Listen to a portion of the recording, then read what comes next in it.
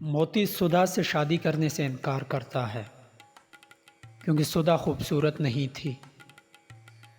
उस पर सुधा मोती से कहती है, तुमने मुझ में क्या देखा जो तुमने मुझे नापसंद कर दिया? क्या तुमने मेरे हाथ का फुल्का खाया, मेरा मटर पुलाव चखा? क्या तुमने मेरे दिल का दर्द देखा और वो बच्चा जो तुम्हें देखते ही मेरी कोख में हुमक कर आ गया था, देखा? तुमने वो हाथ क्यों नहीं देखे जो जिंदगी भर तुम्हारे पांव धोते, और बटन जो मैं तुम्हारी कमीज में काटने वाली थी?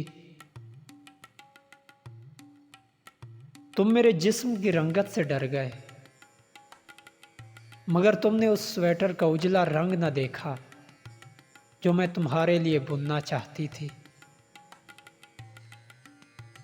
तुमने मेरी हंसी नहीं सुनी, मेरे आंसू नहीं देखे,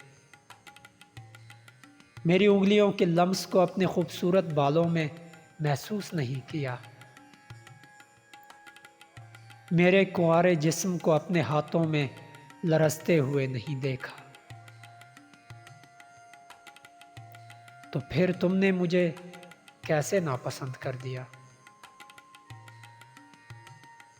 तुमने मुझ में क्या देखा जो तुमने मुझे नापसंद कर दिया?